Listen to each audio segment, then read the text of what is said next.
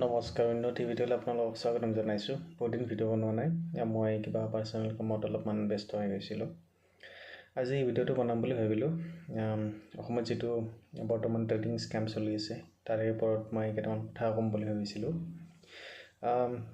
মই 2-3 মাহমান আগতে এটা ভিডিঅ' বনাইছিলোঁ দুটা স্কেমৰ বিষয়ে। তাৰ প্ৰথম স্কেমটো কৈছিলোঁ মই EPSC স্কেম। EPSC স্কেমটো বাৰু আপোনালোকে গমেই পালে। মই বনোৱাৰ 15-20 দিন পিছতে কিছুমান কথা ওলাল EPSCত, যেতিয়া দিল্লীত ফ্লাডিঙৰ কাৰণে কেইজনমান ষ্টুডেণ্ট মৰিল। তাৰপিছত বহুতকেইটা কিবাকিবি ওলাল EPSC স্কেমৰ কাৰণে। গতিকে সেইটো গ'ল। তাৰপিছত অন্য এটা স্কেমৰ কথা কৈছিল, সেইটো মই ট্ৰেডিং স্কেমৰ কথা কৈছিলোঁ সেই ভিডিঅ'টোত। আৰু ফৰ্চুনেটলি অৰ আনফৰ্চুনেটলি ৰিচেণ্টলি এই বস্তুবিলাক অসমত বহুত পোৱা গৈছে। একে স্কেম বহুত ওলাইছে। গতিকে মই এটা কথা ক'ব বিচাৰিছোঁ, এই যিটো স্কেম আছে ই আচলতে স্কেম হয় নে নহয়, আৰু ইয়াত যদি হয় স্কেম, অসমত কিয় ইমান স্কেম হয়, তাৰ মেইন কাৰণ কি? স্কেমবিলাক আচলতে কি, যিকোনো বস্তুৱে আমি দেখা পাওঁ অসমত, যিকোনো ভাল বস্তু এটা বা ভাল যিকোনো যদি ব্যৱস্থা এটাও অসমত যায়, তাৰ মানে অতি বেয়া ৰূপটো অসমত লয়। এতিয়া ট্ৰেডিং হওক বা আপোনাৰ ষ্টক মাৰ্কেট হওক, এইবিলাক হ'ল গ্ল'বেলি আপুনি US যায়, ৱেষ্টাৰ্ণ কাণ্ট্ৰিজ যায়, যিকোনো কাণ্ট্ৰিত যায়, তাত সেইটো এটা নিচা পেচা যিয়ে কওক আপোনালোকে, মানুহে লিগেলি ইউজ কৰে। আৰু বহুতো আছে 100% তেওঁলোকে 24/7 তাতে লাগে, কিন্তু তাক ষ্টক বা শ্বেয়াৰ মাৰ্কেট ষ্টাডি কৰি পেলাই তাৰ পৰা পইচাটো অৰ্জন কৰিবলৈ তেওঁলোকে চেষ্টা কৰে, যিটো বস্তু অসমত নহয়। অসম মানুহে তাক কি বুলি ভাবি লৈছে, তাক লটাৰী বুলি ভাবি লৈছে বা আপোনালোকৰ জুৱা বুলি ভাবি লৈছে। এনেই অসমৰ মানুহৰ জুৱাৰ প্ৰৱণতা বহুত বেছি। আমি বহুত এইবিলাক যিবিলাক এডিকশ্যনবিলাক আছে তাত বহুত সঘনে পৰোঁ। সেইটো এটা প্ৰৱণতাৰ কাৰণে আমি সদায় ইজি মানিৰ পিছত দৌৰোঁ। আমাক মানে খন্তেকীয়া সুখ লাগে অলপ টাইম। মানে যদি আপোনাক কয় আপোনাক 10 দিনৰ ভিতৰত 1 কোটি টকা দিম, তাৰ কাৰণে আপুনি সেইটো কথা বিশ্বাস কৰি আপুনি যিও মানে ষ্টেপ ল'বলৈ আপুনি ইচ্ছা কৰিব।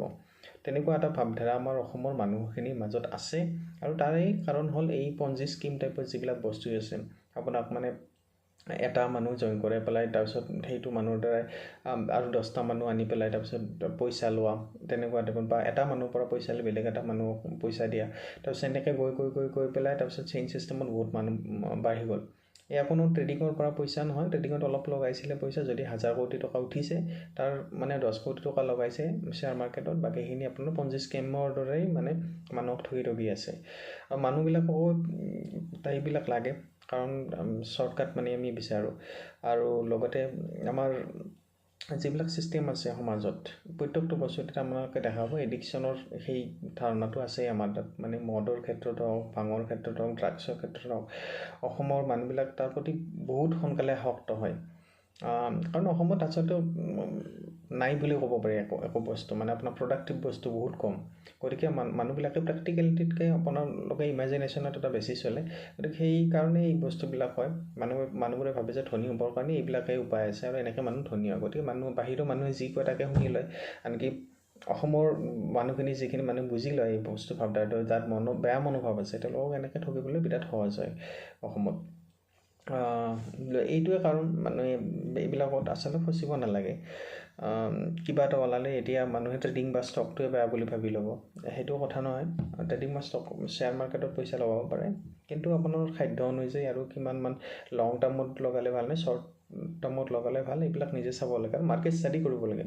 আপুনি ক্লাছ 8, 9, 10 পাছ কৰি পেলাই লগে লগে ষ্টক মাৰ্কেটত আপুনি গ্ল'বেলি কি হৈ আছে একো নাজানে, ইণ্ডিয়াত কি হৈছে গম নাপায়, আপুনি নিউজ নপঢ়ে, তেনেকৈ আপুনি ষ্টক মাৰ্কেটত পইচা লগাই একো লাভ নাই।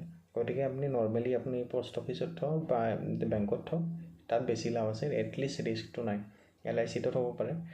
তো এইখিনি আছিলে, বেছি ক'ব লগা নাই, কিন্তু এইবিলাক আচলতে চেঞ্জ হ'ব লাগে অসমত। ধন্যবাদ।